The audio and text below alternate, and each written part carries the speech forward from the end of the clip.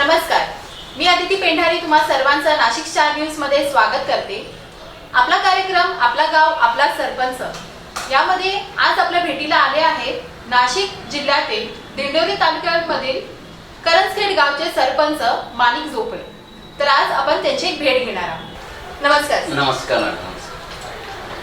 तर सर, आपल्याला सरपंच व्हावंसं का वाटतं? या संपूर्ण परिस्थितीमध्ये आपण एक समाजात वावरत असताना इतर आदर्श ग्रामपंचायतींचे जसे भास्कर पेरे पाटील असतील, हिवरे बाजार, राळेगण सिद्धी, भास्करराव पेरे पाटलांची ग्रामपंचायत झाली, या ग्रामपंचायत ज्या पद्धतीने स्वयंपूर्ण होत आहेत त्या धर्तीवर एक आपलंही गाव स्वयंपूर्ण व्हावं, लोकांना सर्व सुखसोयी आपल्या गावामध्ये मिळाव्यात, हा एक हेतू माझ्या मनामध्ये होता। आणि यासाठी आपल्याला काहीतरी एक स्टेज असणे गरजेचं आहे। म्हणून मी एक राजकारणाच्या माध्यमातून सरपंच हे पद एक योग्य समाजसेवेसाठी चांगलं पद आहे म्हणून मी ते निवडलं आणि या राजकीय क्षेत्रातून सरपंच पदापर्यंत पोहोचलो आणि एक सेवा करण्यासाठी म्हणून आपल्याला हे पद योग्य असेल म्हणून मी सरपंच होण्याचा निर्धार केला। आपण सरपंच होण्याच्या पाठीमागे काही राजकीय पाठिंबा होता का? तसं राजकीय पाठिंबा तसं मला कुठल्याही पद्धतीचा नव्हता। राजकीय पार्श्वभूमी नाही, कुठले स्टेज नसताना आपण स्वतः प्रयत्नातून तयार केलेली ही राजकीय पार्श्वभूमी आहे।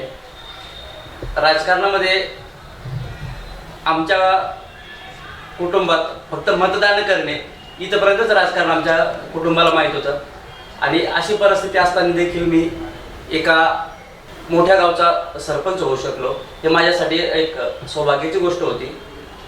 आपण सरपंच होण्याच्या पाठीमागे काही राजकीय पार्श्वभूमी होती का? राजकीय पार्श्वभूमी तशी काहीच नव्हती। आमच्या कुटुंबामध्ये मतदान करणे इथपर्यंत राजकारण फक्त माहीत होतं आणि अशी परिस्थिती असताना एक राजकारणात उतरल्यानंतर आपण सरपंच होऊ याची शाश्वती देखील नसताना, परंतु डोक्यामध्ये एक फिक्स ठरलेलं होतं की जे घटनेने कायद्याने जे आपल्याला अधिकार दिलेले आहे सर्वांना मतदानाचा किंवा उमेदवारी करण्याचा, हा अधिकार चालू ठेवण्यासाठी किंवा त्याचा कुठंतरी अंमलबजावणी झाली पाहिजे त्यासाठी मी म्हणून एक राजकारणामध्ये प्रवेश केला। ज्यावेळेस मला सरपंच पदाचा फॉर्म भरायचा होता त्यावेळेस माझ्या पाठीमाग फक्त मतदार किंवा इतरांना कोणालाही काही कल्पना नव्हती, कुटुंबाला कल्पना नव्हती, तरी देखील एक आमचे चांगले मित्र आहेत लक्ष्मण यशवंत गायकवाड, ज्यांनी की मला प्रोत्साहित केले।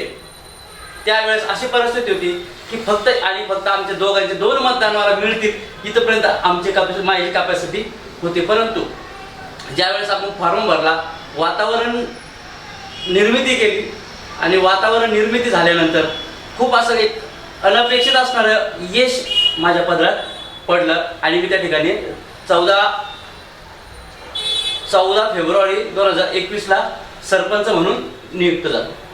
सर, आपल्या गावाच्या प्रगतीसाठी आपला काय दृष्टिकोन आहे? मॅडम, आमचं दृष्टिकोन असा आहे की गाव आपले सुसज्ज झाले पाहिजे, जेणेकरून ज्या लोकांच्या प्राथमिक गरजा असतील त्या गावातच भागल्या गेल्या पाहिजे आणि जे दारिद्र्य रेषेखाली असलेले कुटुंब आहेत ते आपल्याला दारिद्र्य रेषेच्या वरती कसे आणता येतील, त्यांना रोजच्या जेवणाची किंवा रोजीरोटीची त्यांची सोय कशी होईल यासाठी एक प्रयत्न करतो आहे की जे शासनाच्या मार्फत आम्हाला जे रेशनिंग मिळतं त्या रेशनिंगचं संपूर्ण लोकांना लाभ मिळाला पाहिजे यासाठी आम्ही प्रयत्न करतो। आणि जे कुटुंब विभक्त झालेले आहेत, ह्या विभक्त झालेल्या कुटुंबांना येणारे ज्या अडचणी आहेत, वेळोवेळी रेशन कार्ड न मिळणे, ऑनलाईन न होणे, त्याच्यामुळे त्यांना त्या शासनाच्या लाभापासून वंचित राहावं लागतं, त्या लोकांना लाभ मिळवण्यासाठी आम्ही स्वतः स्वस्त धान्य दुकानदार असतील जनार्दन भाऊ यांच्या माध्यमातून आम्ही दोघं प्रयत्न करतो आणि जास्तीत जास्त कुटुंबांना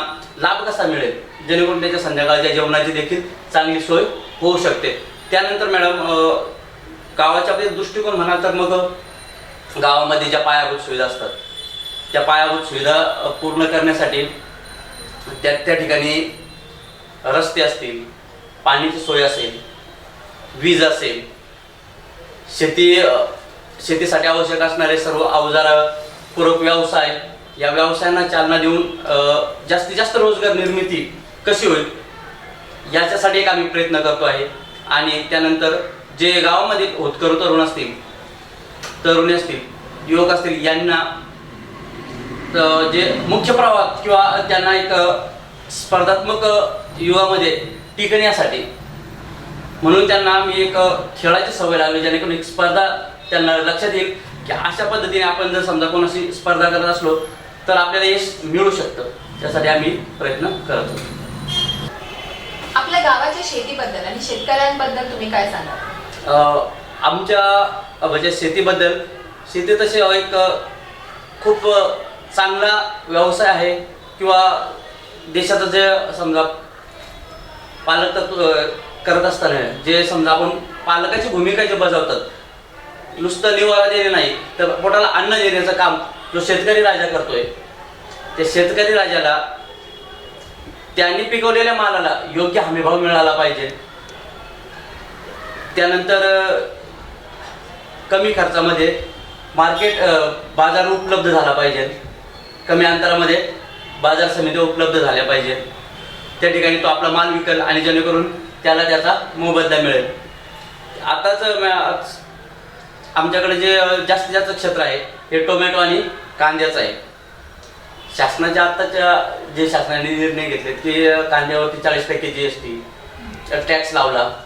त्याच्यामुळे झालं काय की जो शेतकरी आशेने बघत होता की कांद्यामुळं किंवा चांगल्या भावात विकला जाईल माझा कांदा, तो आज या टॅक्समुळे विकला जाणार नाही.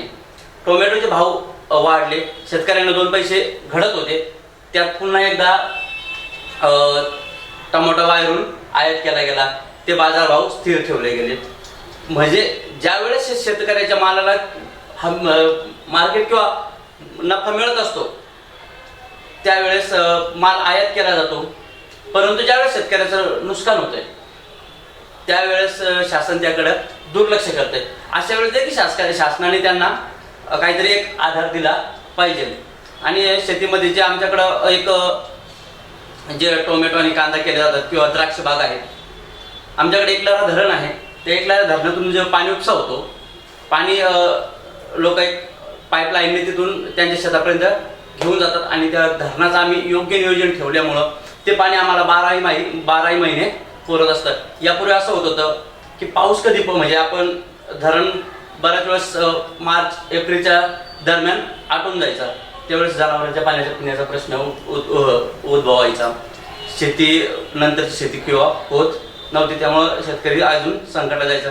परंतु आम्ही आता हे सलग मागं 2-3 वर्षापासून आमच्या गावच्या सहकार्यातून आम्ही त्या धरणावरती एक योग्य नियंत्रण ठेवलेलं आहे की जो कॅनलने पाणी जाणार आहे तो पाणी फक्त योग्य प्रमाणातच गेला पाहिजे, त्याचा अतिवापर नाही झाला पाहिजे, तो वाया नाही गेला पाहिजे.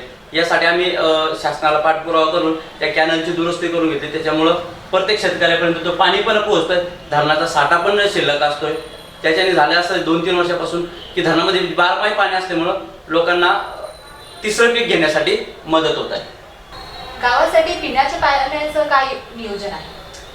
मी ज्यावेळेस ग्रामपंचायतीला निवडणुकीला उभं राहिलो त्यावेळेस माझा पहिला अजेंडा हाच होता की जी गावात पिण्याच्या पाण्याची जी अडचण आहे ती दूर कशी होईल. याचा शब्द मी लोकांना सांगितलेला की मी सरपंच झाल्यानंतर आपणाला पिण्याच्या पाण्यासाठी स्वयंपूर्ण करेल. त्यासाठी आम्हाला एक केंद्र शासनाच्या चांगल्या योजनेचं पाठबळ मिळालं, जी की जलजीवन मिशन. या जलजीवन मिशन अंतर्गत आमच्या जे एकलारे धरण आहे त्या ठिकाणी आम्ही एक विहीर घेतली आणि तिथून पाईपलाईनीने पाणी 2 टाक्यांमध्ये घेऊन गेलो. तसेच आमचे एकलार सारसाळ आणि करंजखेड अशी ग्रुप ग्रामपंचायत आहे. परंतु या योजनेतून आम्ही 3ही गावांसाठी स्वतंत्र पेयजलच्या वितरण व्यवस्था असेल, पाईपलाईन असेल, या सगळ्या गोष्टींची निर्मिती केली त्या योजनेतून आणि लोकांपर्यंत घरोघर नळाने पाणी, जे जलजीवन मिशनचं हर घर नळ ही योजना आम्ही प्रभावीपणे राबवल्यामुळं गाव आज पाण्यापासून स्वयंपूर्ण होत आहे आणि लोक देखील समाधान व्यक्त करत आहेत. त्या संदर्भात गावातल्या महिलांसाठी काय नवीन उपक्रम ग्रामपंचायतीकडून आहे? आमच्या गावामध्ये महिलांसाठी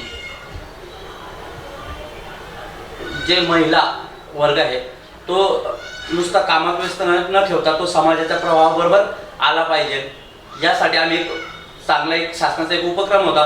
त्या उपक्रमाच्या माध्यमातून आम्ही महिलांचा सहभाग वाढवण्यासाठी प्रयत्न केला. त्यासाठी आम्ही प्रत्येक ग्रामसभेच्या अगोदर एक महिला सभा घेतो.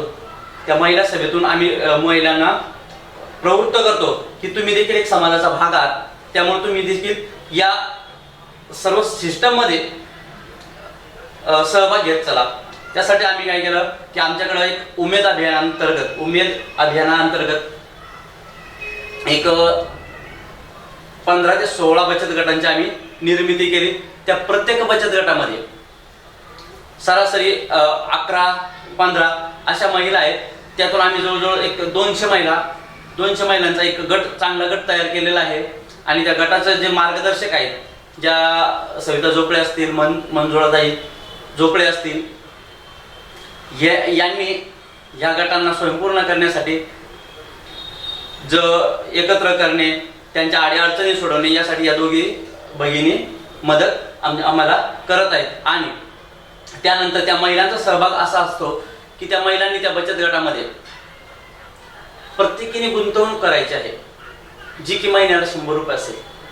ती बचत करता करता त्या गटाचं एक बचत रक्कम ठरेल आणि त्या बचत रकमेतून त्या महिलांना काहीतरी रोजगार उपलब्ध होईल, यासाठी आम्ही जे शासनाकडून कर्ज उपलब्ध करून देण्यासाठी पाठपुरावा करत आहेत. जसे की महिलांनी एखादा गृह उद्योग चालू करणे, स्वस्त धान्य दुकान चालवणे, पोषण आहार जे की शाळेच्या विद्यार्थ्यांसाठी पोषण आहार असतो, त्या पोषण आहारासाठी त्या महिला बचत गटांनी सहभाग घेणे, अशा कामांसाठी आम्ही महिलांना प्रवृत्त करत आहोत. घरकुल योजना आणि शबरी योजनेअंतर्गत गावातील किती नागरिक लाभार्थी आहेत? घरकुल योजनेमध्ये सर्व नागरिकांना किमान राहण्यासाठी हक्काचं पक्कं घर मिळावं, यासाठी शासन प्रयत्न करत आहे. आणि त्या प्रयत्नातूनच शासनाने आमच्या ग्रामीण भागासाठी एक प्रधानमंत्री आवास योजना, त्यानंतर दुसरी असेल शबरी आवास योजना आणि तिसरी असेल रमाई आवास योजना. या शबरी आवास योजनेअंतर्गत जे ST अनुसूचित जमातीचे जे लोक असतात, जे लाभार्थी असतात, त्या लाभार्थ्यांसाठी ही योजना असते. ह्या योजनेत दरवर्षी आदिवासी विकास भवन मार्फत एक प्रत्येक ग्रामपंचायतीने एक टार्गेट फिक्स दिलं जातं. काही इथपर्यंत ग्रामसभेची मान्यता घेऊन या 10 का 20 लोकांना लाभार्थ्यांना निवड करा आणि यांचे प्रस्ताव आमच्याकडे सादर करा. त्या पद्धतीने एक आम्ही ग्रामसभा घेतो. त्यामध्ये प्रामुख्याने जे गरजू लाभार्थी असतात की त्यांना आजच घराची गरज आहे, अशा अनुसूचित जमातीच्या लाभार्थ्यांचे प्रस्ताव आम्ही आदिवासी विकास भवनकडे पाठवत असतो. त्याबरोबर आताच आम्ही माननीय आपले पालकमंत्री दादा भुसे साहेब यांनी शबरी आवास योजनेसाठी खूप जास्त प्रमाणात घरं देण्याचं त्यांनी आश्वासन दिलं होतं. त्याच पद्धतीने आम्ही अशा गरजू लाभार्थ्यांचे प्रस्ताव देखील त्यांच्याकडे शासन दरबारी आम्ही सादर केलेले आहेत. ते देखील लवकरच येतील आणि आमच्या ग्रामीण भागातील लोकांची, अनुसूचित जमातीच्या लोकांची सोय होईल आणि त्यातून त्यांना एक हक्काचं पक्कं घर मिळेल. ते लाभार्थी आमचे एक असतील 125 ते 30 लाभार्थी आमच्या ग्रामपंचायतीचे असतील. त्यानंतर जे प्रधानमंत्री आवास योजना आहे, या प्रधानमंत्री आवास योजनेचं काम खूप चांगल्या पद्धतीने चालू आहे. या योजनेमधून आतापर्यंत आम्हाला जवळजवळ 2 वर्षामध्ये 60 ते 70 लाभार्थ्यांना घर मिळालेले आहेत आणि त्यांना सर्व हप्त्यांचं वितरण देखील वेळोवेळी झालेलं आहे. परंतु जे प्रपत्र ड ची यादी जी आता सध्या चालू आहे प्रधानमंत्रीची, त्यामध्ये आमचे जे प्रस्तावित 223 जे घरकुल आहेत, या 223 पैकी देखील 26 लाभार्थ्यांना आतापर्यंत घरकुलांचा लाभ मिळालेला आहे.